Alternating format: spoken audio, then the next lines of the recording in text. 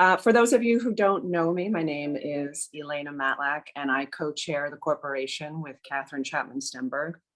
I'm so glad to see you all here today. This is our first meeting of the year, and as you know, we have our next occasion to be together on November 6th for the annual meeting. And for ease, for all of you, if you haven't registered, we're going to put, I think Danielle just put the registration information, thanks Danielle, into the group chat. So please go ahead and register for that. Today, I'm really pleased to have another trustee here today, Vijay Vishwanath, who does an amazing job chairing our international committee. And so Vijay, I'm going to hand it over to you so we can get going with our subject for today. Hi, everyone. Can you hear me? Yeah, great. As I said, I'm Vijay, chair of the International Trustee Committee, trustee and chair of the International Committee. I've been affiliated and associated with Perkins for a few years, about 7-8 years now. And it's been a great privilege for me to see the extraordinary growth of Perkins in the international arena. More to come on that from Katie. Just a little bit about myself and how I got involved with this. You know, my wife and I have been associated with issues around vision disabilities from a very young age. When I would come home from school as a kid, I would encounter my mother sitting there and punching books in Braille because there were very few books available in Braille those days in India. And that was what she would do. She would volunteer at the school, learned Braille herself, punch these books. And that had a real impact on us in terms of not just sort of,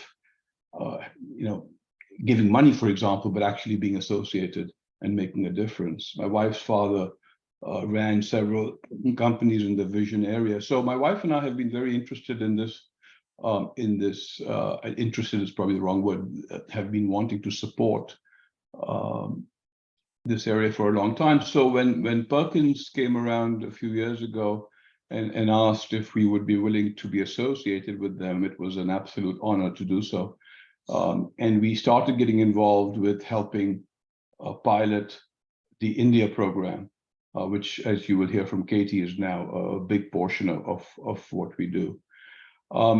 It's been a privilege for me, and it's a lot of fun, I must say, to work with Katie Holland, who heads our international program. Katie is a very talented and experienced person, having worked with UNICEF, the Mani Children's Foundation, etc. She has a great pedigree with a lot of degrees in international development from Harvard. She's an alumnus of the Salem College, which is the first women's, I did not know that, the first women's college in the US, and she is a trustee on that board. The passion and energy that Katie brings to her job has truly made a big difference in where we are today with our international growth. I know every time that we talk about international with our board of trustees, everybody perks up and listens so carefully to what Katie has to say, but also what we've accomplished in a very short period of time. So with that, let me hand it over to Katie. Wow. Thank you so much, Vijay. That was a very lovely introduction. Thank you. And thank you so much for sharing that story about your mom. I think I didn't know that before. Well, thank you everyone for being with us today. I'll make a brief presentation about our programs internationally. I won't say really much about myself because I think Vijay's already said it really very nicely.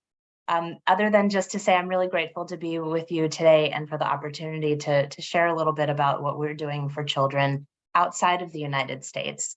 So as I'm sure you're learning, Perkins does amazing things for children inside the United States, somewhere between 1,500 and 2,000 children a year. Outside the United States, we reach more than 1 million children. So although my team is small, we are mighty. And I'm excited to share a little bit with you about our work today. I'll just share my screen now, Danielle. Is that okay? Oh, I think I need the ability to share.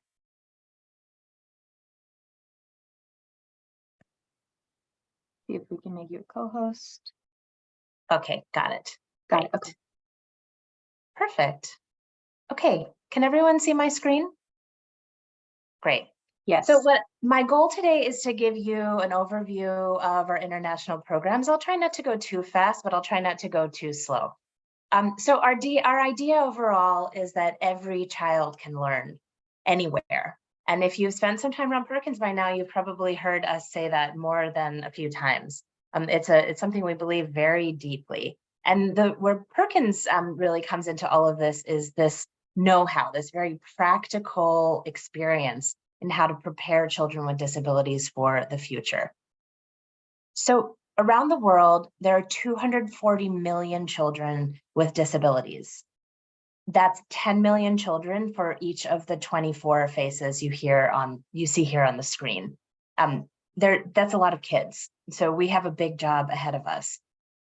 The challenge is that in low and middle income countries, at least half of children with disabilities are out of school. That means these children are not learning at all. And why? I mean, you might think that sounds like a huge challenge and that you might expect that's my biggest challenge. Actually, my biggest challenge in this international work is this idea that most people have a very hard time imagining what they've never seen. And most people have never seen what it looks like when children with disabilities are really learning and are really able to belong and seize all of the opportunities that they have ahead of them.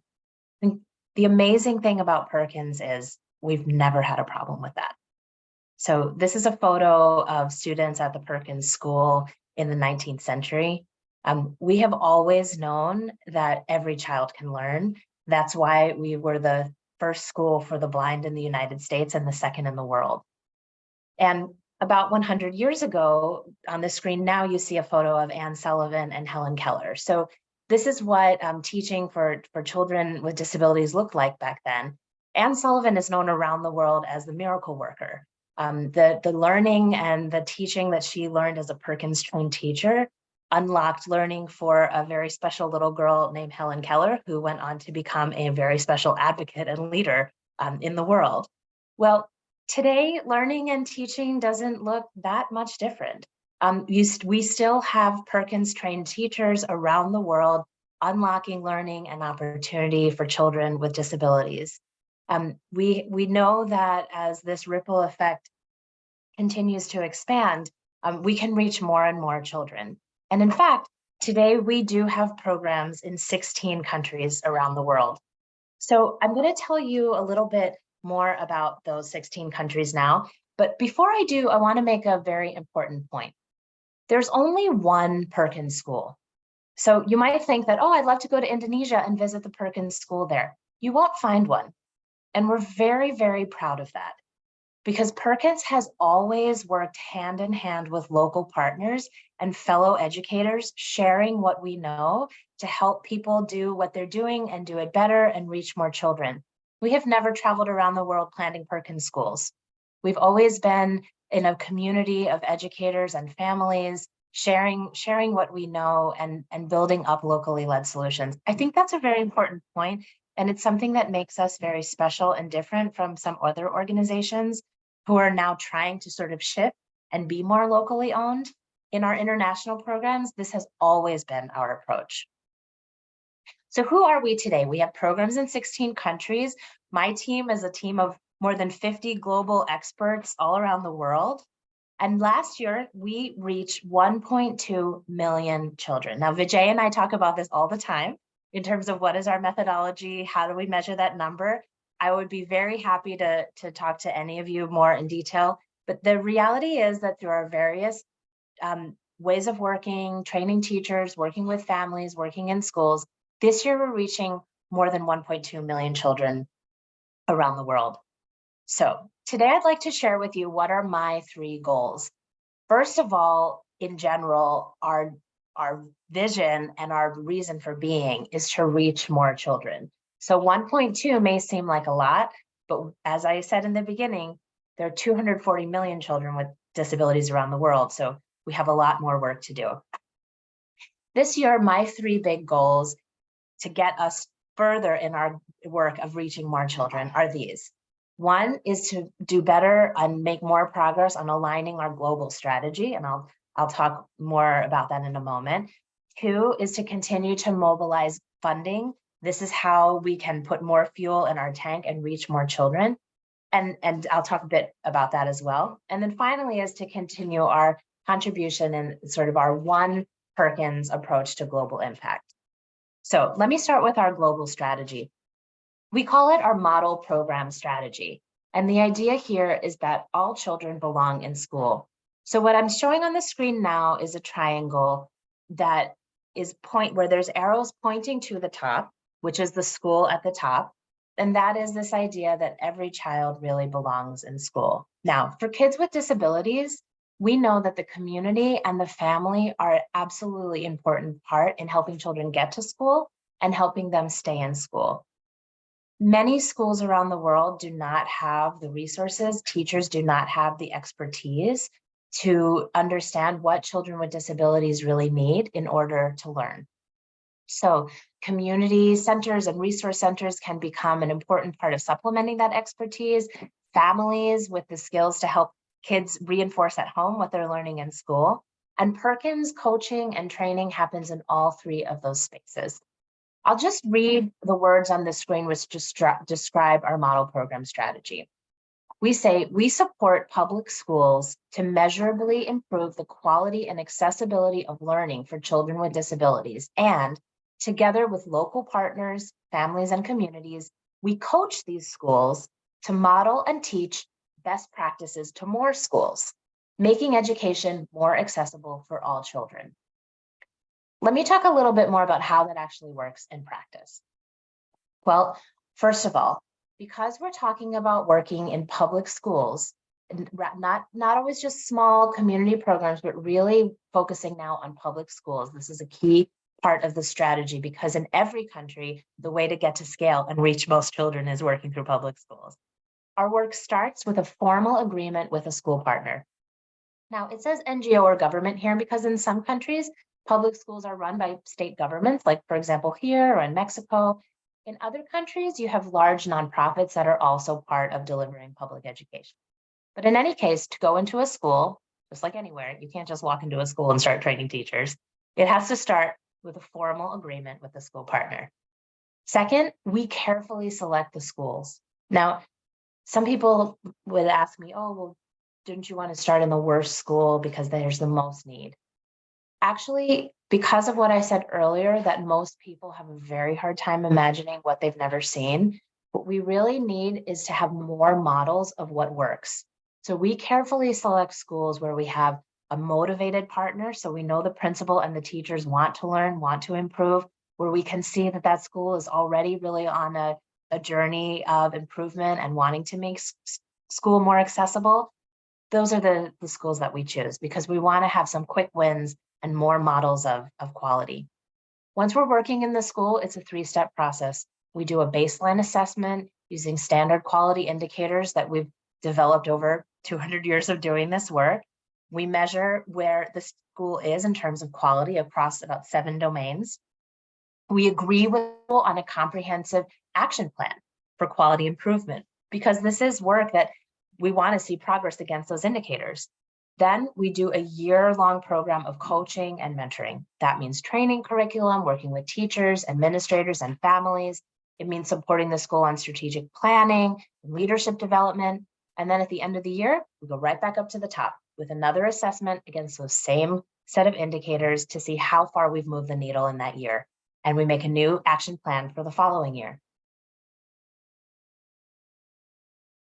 Oh, let's see, there we go. So let me share a couple examples of how this actually works in practice. Vijay mentioned our program in India, which is one of our largest programs. India is a very large country. We have a goal to be in 116 schools by 2026. So again, we're not trying to get in every single school in the country. We're trying to create critical mass with these model programs which would then create a ripple effect moving out.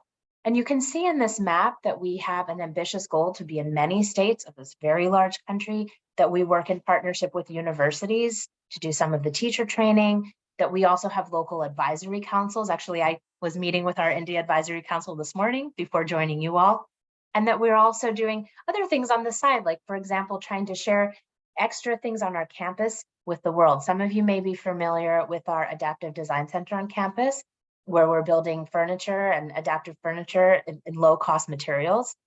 Last year, or 2 years ago, we opened up one of these centers in Mexico, and we're hoping to open one in India as well. Speaking of Mexico, here's our Latin America region, where we have a similar program for scaling up, getting to 80 schools by 2026. And you can see here again, year over year, we have this ripple effect of model programs trying to create a critical mass of these schools, which would then be able to model best practices and teach and demonstrate them to their fellow teachers. So back to my goal for this year. That's what I was talking about. We're working in 16 countries. India and Mexico are just 2. So my job is sitting at sort of the center of the spider web, is to make sure that that model program approach is really rolling out across all of these countries. Now, some of you may know that Perkins has been working internationally for 100 years. In 1920, we started what's now known as the Educational Leadership Program, where we started inviting teachers to come to our campus and train and learn. In fact, this year's classes already arrived and is busy in their classes. About 35 years ago is when we started working internationally in countries. And so over the years, those programs grew up in different ways. My big goal this year is to really align all of these countries around the model program approach and strategy that I just described to you. My second goal is to attract new funding. And as Danielle and Julie and Rebecca and the development team know, we've set a very ambitious goal for ourselves, not only to increase the resources for international, but within that, in the next year, to try to identify 1 million new dollars, right? We believe that there's lots of donors that are not working with us, and we're always out there talking to them. Rebecca and I were in New York during the United Nations General Assembly a couple weeks ago. Julie was just the other day at an event for donors around our Bhutan work. There's a lot of exciting conversations that are happening and new donors coming in. I'll just give one example. Last year, we had new funding from the Lego Foundation. So some $100,000, which would allow us to start 6 new schools in India. That's just one example of a corporate or foundation donor, but there's a lot of really amazing individuals who have pushed our work forward and have given us that catalytic funding that has really got us to where we are today. That's my second goal. My last goal this year is to really focus on continuing international as part of our narrative around one Perkins with a global impact. Now here on the screen, I'm showing 2 photos, just to remind everybody that we're not starting from scratch. So on the left side is the class of 1963 of our Educational Leadership Program. These are the teachers that were there on campus. And on the right is the class of 2023, who we just graduated in May. These are the leaders that we're working hand in hand with in the countries where we work. So when I'm talking about that one global impact, I'm talking about a global community that really does span our campus and around the world. And today, we have a lot of really exciting programs on campus, which we can bring together to build this world where every child belongs. So the last photo I'm showing here is a little girl in India. Her name is Julie. Her sister is pushing her wheelchair through the open door of her classroom, where her teacher stands to welcome her. And Julie was actually the first child with disabilities in her village to attend the local public school, thanks to Perkins working with her family and with her teachers to help everybody get ready for this very special moment that we're seeing in this photo. I'll end my presentation here with really just a big thank you, because now you're with us sitting in that classroom, welcoming Julie into school. By being a corporator, by sharing your time and your talents with us, you bring us more resources and more power to be able to open up many, many more school doors to many more children. Thank you.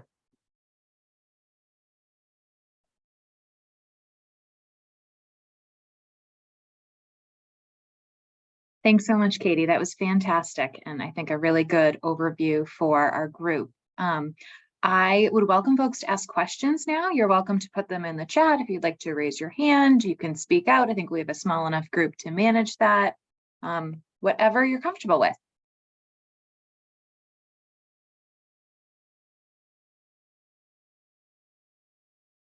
I see Liz has a question. So thank you, Katie, very much. I think that was really a wonderful presentation, but also very ambitious goals that you have. And so I know you spoke a little bit about the criteria for school selection. Is part of it because what you select is the schools that are supposed to then have the cascading effect of contacting other schools. So do you start with district headquarters? I mean, in a country like India, there must be thousands and thousands of schools, for example. So how do you choose the ones that are most likely to have the multiplier effect? And it can't just be motivation, because you could have wonderful motivation in a village school, but no real hope for expansion. So that's one question. And the next question is, what is holding up Perkins from establishing the program in Africa? Thank you. Liz, thank you so much. These are really great questions. Danielle, did you want to take a couple questions, or do you want me to respond as we go? Why don't we respond as we go, just in case we're covering things ahead of time? Okay, perfect. So the criteria to select, in broad brushstrokes, we have three very kind of broad criteria before we go anywhere. One is an enabling environment. So that means it has to be somewhere safe. It has to be somewhere that can be accessed by roads. Perkins international programs, we don't have large country offices or security teams like other organizations do. So that sort of baseline enabling environment is part of our criteria and how we select.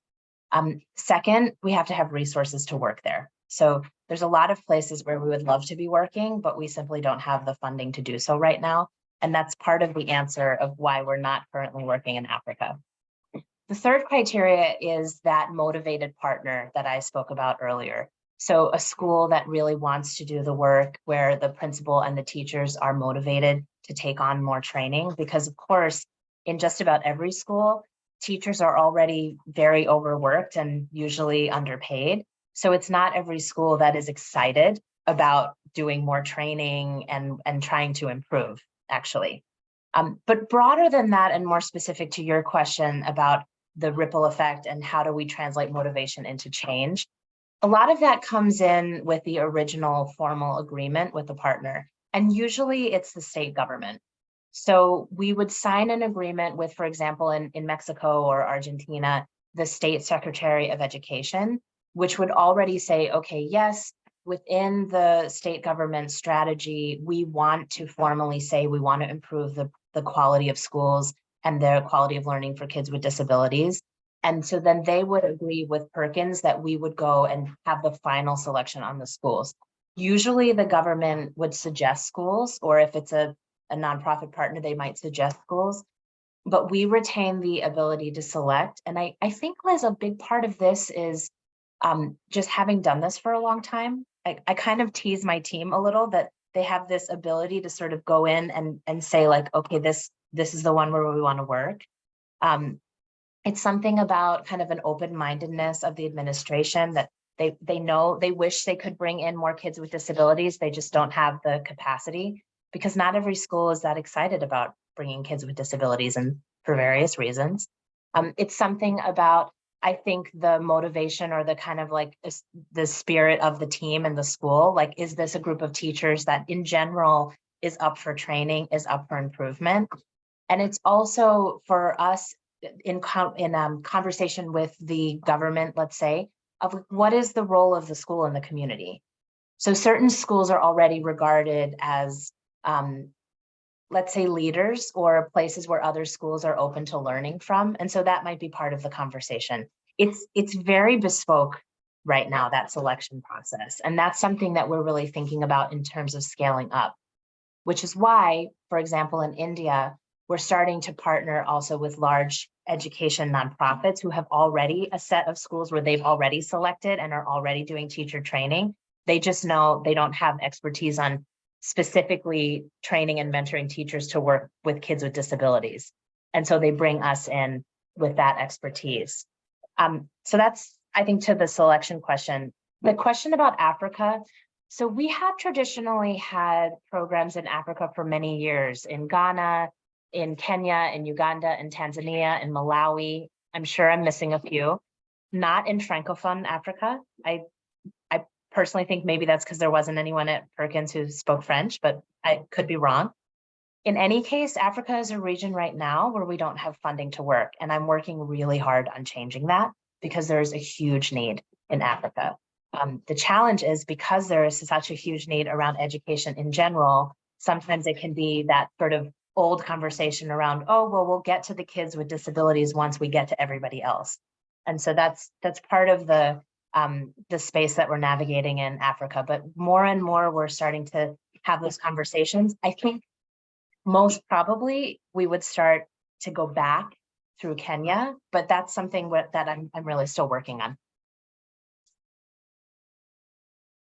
Thank you so much. These are great questions. Thanks, Katie. I'm going to read a question from a chat. This is from William Budding, one of our trustees. Who is staffing the on-site programs in all of these countries? Of course, you have a Perkins international team, but how much is the local country staffing, and how many people do we have to send abroad who work for Perkins? Thank you, William. This is a fantastic question. So the slide that I showed earlier that we have a team of more than 50, only 12 of those actually sit in Boston. So most of the time, the people that are working in the countries with the schools are in that country. So for example, in Mexico, if you're a teacher in a school getting coaching and training, you would have someone in Mexico as part of the Perkins team. I picked Mexico as the example because in Mexico, it's also a country where every single graduate of the Perkins Educational Leadership Program is now working with us. So here's a great example of how that training that we've done over the years of local experts is coming back to benefit us because we're able to contract those people now to be the trainers and mentors that go and work in the schools. And that's why I can say we don't have country offices formally. It's a very nimble team. We do have regional directors. The regional directors for Latin America and Asia sit here in Boston with me. The director for India sits in Delhi. The director for Europe sits in Croatia. So we are a pretty decentralized team, and the majority of our team by far sits in the countries where they're working. Thanks for that question. Great. Mike, I see your hand. Yes, Mike. Katie, you've talked a lot about disability and disability access, and use that phrase much more, those phrases much more than you did visual impairment or blindness. So is the real mission or a new positioning much broader than visual impairment? Is it about all disabilities for all children? Thank you, Mike. That's a great question as well. So of course, we started with blindness, and blindness will always be a core competency for Perkins. But I'd like to remind people that even within our first 40 years of operating, Perkins had already expanded from blindness to deaf blindness. That's why you have people like Laura Bridgman and Helen Keller on our campus, even really within our first 40 years. It goes back to me to this idea that Perkins believes that every child can learn, and really 200 years ago, we were the first school for the blind because at that time people thought children who were blind couldn't learn. And we very quickly started expanding out to serve children with many other disabilities. If you've been to our campus today, and so you know that the children who are students on Perkins campus today, 100% of them have more than one disability. So when I talk about this internationally, I think it's important that what we've learned by working with children who are blind is really applicable to kids with many other disabilities. The core values or even pedagogy that we have around things like communication, right? That children communicate differently, and teachers need training to understand and approach a child that might communicate differently. That there's ways to adjust your classroom curriculum or your classroom setup to make that classroom and the teaching more accessible for a child who's blind or for a child with any disability. Some of these are the same. For example, If a child is demonstrating difficult behaviors, right? Is she trying to disrupt your class? Or is she trying to tell you that she's not able to learn what you're teaching? And so then is your solution as a teacher to sit her in the back of the class or to send her home? Or is your solution to sit her in the front of the class and think, okay, how could I adjust what I'm doing to get through with this child? Internationally, most of the schools we're working with are really starting at almost zero. There's very little skill set to teach kids with disabilities. And so it's really even just about these basics of education, Mike. Now, what I always say is that if you are in the fortunate space where a child with disability can get the support of a specialized teacher or be referred to a specialist, like for autism or blindness or intellectual disability. Well, if the child has blindness or low vision and other disabilities, the expert you refer to might be Perkins, right? But if the child has another need, the expert might be someone else. The reality is that internationally, many of the schools we're working in, there are not those resources to refer to experts. And so the skills that we've learned in the blindness space and the expertise we've learned over the years how to make them applicable to wider circles of children.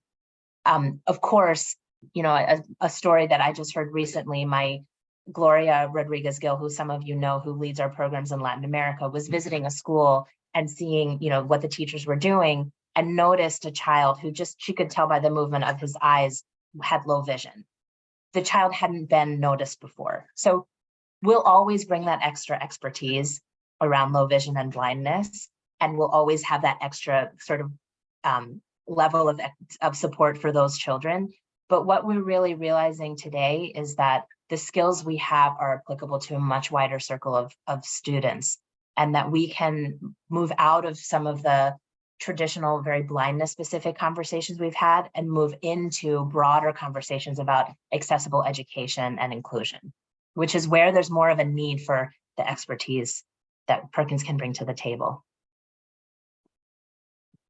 Thanks, Katie. I am going to read a combined question from the chat. This is from Shanti, who's a friend of mine and a relatively new friend to Perkins. So welcome, Shanti. Would Perkins also consider non-public / specialized schools to expand? And then the next part of her question is, as education delivery model is changing globally via technology adoption to improve access quality to education, would partnerships with different sets of corporations be considered? Shanti, thank you so much. This is a great conversation. So this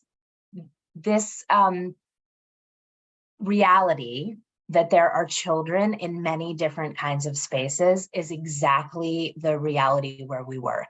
I always say that we go where the children are. Now, there are some people who, including people with disabilities, who don't want to talk to us because they think we're Perkins School for the Blind. We're a special environment, and children with disabilities should be included in regular schools, right? There are other people who say, Katie, why are you focusing on public schools? The children who are there already have the support they need. What about these many children with disabilities who are out of school, or who are in these special community or informal schools that have far fewer resources than a public school? Both of these ways of seeing the world are correct, because there are children in inclusive schools and there are children in special schools. There's a big conversation in the world right now around focusing on getting more children with disabilities into public schools. And we want to be part of that. And we want those children to, by the way, not just be sitting in those public schools, but actually be learning something. Because there's a big difference between a child with disabilities being included in a classroom and being included in learning, right? And we recognize that those community or informal spaces remain very important in many places, especially in places where resources are more scarce. So that's why, Shanti, when I show that triangle with the school at the top and the community and the family in the corners, often those sort of nonprofit or community disability programs, those become part of that community support. So for example, what we see sometimes is that the children who attend the public school would go like on Wednesdays to a specialized program that's only serving children who are blind or only serving children who are deaf. And that's where they would get the kind of specialized support that a child in another school might receive from a special teacher inside their own classroom, who kind of comes to them in their public school. We have to be flexible and try to use whatever resources we have, wherever those resources may be. And actually, Liz, getting back to your question about selection, that also can be part of it. So because traditionally in the past, we had worked more in community programs, as we're selecting schools now, we're often trying to find, is there a school also that might be nearby a community program that we know well? Because then we can match those up and they can become resource centers. In terms of technology, Shanti, for sure, I think technology is a part of the conversation in every single country now. And we're always interested in integrating that. I think it can be whether it's if we're working in a school that's already using technology, we can help the teachers understand how kids with different learning needs would be able to use it. But also, you know, some of you may be familiar with our How Innovation Center, where we're talking directly with the developers of technology to try to make those technologies more accessible and inclusive. And I also just had a conversation a couple of weeks ago about an organization that puts tablets into schools in Africa. And we're asking her, like, this is so cool. Have you thought of taking a universal design approach to the content on the tablet?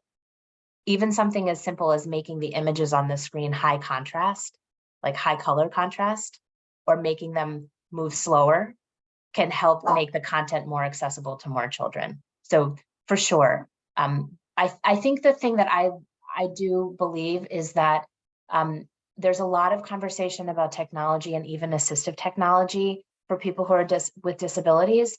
For children, it's never going to replace interaction with a teacher.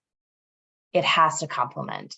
So there's a lot, William, I'm so happy to see you nodding your head. You know, there's a lot of developers who are making all kinds of amazing, like laser enabled canes and all this stuff. It's great. It's never going to replace the impact of a teacher touching a child's hand and working together. And that's our space, is the coaching and mentoring of those teachers. Thanks so much for the question. Thanks, Katie. I'll read another question/comment from the chat. This is from Peter, one of our corporators. This is more of a comment than a question, but Katie, when you go into a village and try to set up a school, you must be competing with a tremendous amount of basic needs. By that, I mean, I can imagine village leaders saying that starting a school for the blind would be great, but we first need to make sure that children aren't starving. And we need to rid the playground of landmines, and we need to ensure that the children are safe, and on and on. Are you confronted with this dynamic? And if so, how do you tackle this? Hi, Peter. Yeah, thank you. I'm really happy that you asked this question. So this is exactly why we work with schools that are already established, right? And why we are really proud that the Perkins school here in Massachusetts is the only one. So and it also gets to why we work with those what I call motivated partners. So for sure, there are always many, let's say, competing priorities or many needs in the places where we work. And so for sure, if we approached a school and they said, look, we are not in a place where our teachers can do more training right now because we're trying to deal with a lack of food or a lack of clean water, then we would say, okay, maybe we'll come back in a few years and see how you're doing. That's clearly not a scenario where teachers are going to be able to be engaged in teacher training. Now, there are a lot of schools where the resources are very scarce, where the teachers are very motivated. And you might be blown away to see how, even though the circumstances seem very difficult to us, they're still really excited about doing coaching and mentoring and trying to improve the way they can teach these kids. I think one of the tragedies of our world actually is how little teachers are valued, because they really do just build our world, build our civilization, and they face incredible hardship and still remain committed to teaching the kids in their classroom.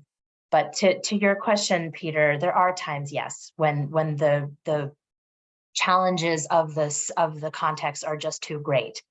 And sometimes we have had schools drop out. You know, we have had schools start work with us and then come back in the second year and say, you know, something has changed. We have to take a break. The teachers are just not up for it this year, and that's okay too. Because the way this works, when you really see the quality change and you really see the teachers taking up the strategies and the children making progress, is when all of those factors are working together. I will share one thing that we're really excited about, for example, in Mexico, is some of the schools where we're working, and these are very modest communities, we're starting to see enrollment increase in the schools. And when we originally talked to parents in Mexico, Mexico is a country where the public school system has schools which are mandated to serve children with disabilities. So we asked moms, why is your child not attending the school? It's right here in the community, and it's supposed to be serving your child. And what we heard again and again was that they had gone through the hassle of bringing the child to school and they had never seen any improvement. So it was kind of like, what's the point? But now when the learning quality improves and the kids are doing better and they're making progress, what we start to see is that parents talk to other parents. And they'll share, hey, look what my daughter's doing now. It's so amazing. You should bring your daughter back to school. The school's better. So we're starting to see that kind of progress and change as well. And these are even in communities where there's very scarce resources. So I would say for sure, it's not easy. And for sure, disability is not in like the top 10 of topics that, you know, there's poverty, there's nutrition, there's gender, all the things that you mentioned, Peter. And yet, we're seeing progress and we're seeing motivation. Thanks, Katie. I have a question from Dick Carlson in the chat. ELP graduates have Zoom meetings. Do you use this time to discuss a topic with a specialist? Yeah, we do. Dick, I love this question. So we have, and thank you for teeing this up. So the graduates of the Educational Leadership Program, we keep them with us in an online global community, which now has more than 300 graduates across the years. To give you an idea, the average class size is about 10. So to have 300 alumni in this group means we're spanning generations of teachers. And we do, starting in COVID, we started bringing them together in Zoom meetings like this one today. We use those spaces for various purposes. Sometimes it's just community building and people getting together and sharing their accomplishments. Sometimes, Dick, as you said, it is an opportunity to talk with a specialist about a particular topic. For example, we've had several recent sessions on cortical visual impairment, or CVI, which I'm sure you guys are familiar. Perkins is doing a lot of work on right now. And sometimes those connections and conversations that happen across the ELP community translate into things that happen in real life, not just online. So some of you may have seen that just last week, one of our recent ELP alums from India, who works at the LV Prasad Eye Hospital, invited a recent ELP alum from Philippines and her colleague to come to India and to make a presentation about how in the Philippines, engaging parents and communities is helping to support children who are low vision. So this is a presentation at an Indian eye hospital, which is very focused on eye health, sharing how parents in the Philippines are helping their kids live richer and more involved lives beyond just an eye surgery, right? They were talking about things like extreme sports competitions. And so this is a really concrete example, Dick, of how the exchange that happens in our ELP alums online not only is sharing resources online, but also can translate into sharing real life moments, which I think is pretty cool. William, I'm sorry to keep calling you out, but I just keep seeing you smiling, and I bet you saw the same post I saw on LinkedIn. So just to kind of close the circle there, when we share stories like this on LinkedIn, then we have a much bigger ripple effect, right? Where we're kind of opening up the door to say like, hey, what exchange could somebody else be doing? What other ELPs could be connecting the dots across countries to share resources? So it's really exciting. Thanks, Katie. Another question from Diana. is there a typical term to supporting a school? Do you graduate schools or are they deemed up to speed? Oh, that's a really great question. Yeah, so that comes to our model program strategy and that set of baseline indicators that I shared. So it's about 70 indicators across 7 domain areas, and things like curriculum development, communication, classroom arrangement, community engagement. I won't go through all of them. And so basically what we do is it's like a dashboard where each year we measure these same indicators and schools can score like emerging or intermediate or mastery. And this way, a school can chart its progress year over year. And every school is different. So when we get there and do the baseline assessment, one school might be doing fantastic on curriculum, but not so good on community engagement. Or they might be doing very well on classroom arrangement. You can imagine a school that, for whatever reason, had a lot of resources and had all kinds of different teaching aids, but very poor on teacher skills. So the teachers might have all these things, but have no idea how to use them, right? So because we score across this broad set of indicators, we allow a school to track its progress wherever its area of improvement is. And so a school might reach model program status in curriculum while it's still working on developing another area. The reason we use this term model program, I guess that would be the term that we use, is when a school has scored at a point where it becomes a model program, that means that it's ready to teach other schools. So then what we would be doing is saying, okay, we might bring schools locally from another region, or we've actually also done this on Zoom, bringing together schools across countries, for example, when the language is similar, and a school would be able to present them. Here's where we started, here's what we did to improve, here's how we're doing these things today. They could show photos if it's on Zoom, or actual show classroom examples if it's in person. And that's what we mean by a model program. It's not just modeling best practice, but it's also able to teach.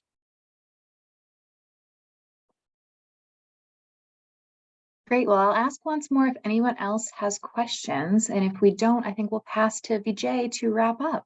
These were some really great questions, really dynamic, and really expanded upon everything Katie shared with us. So thanks, everybody. These were really thoughtful.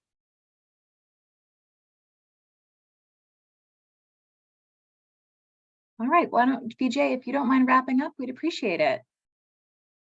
Well, first, thanks, Katie, for that wonderful presentation and inspiration. As all of you can tell, Katie is not only committed, but extremely knowledgeable, and making a huge difference. Thanks to all of you for engaging in this conversation. When you ask a person in Boston or anywhere, typically, what is Perkins? If they know about it, it's that school, for the blind, and we certainly are. But hopefully today you realize we're a lot more than that, and we're having huge global impact. And as if you can become ambassadors with your communities and let people know what we're doing, that would be great. There are expatriates from these countries, from Mexico, from Brazil, from Indonesia, from India, who would want to do good in their own countries. And this is a wonderful way for them to get involved. So thanks very much. If you have any more interest in learning more, I think there's going to be an email that follows up on this conversation, directing you to some resources that might help you learn more. With that, thank you so much. Thank you. Thank you so much, everyone.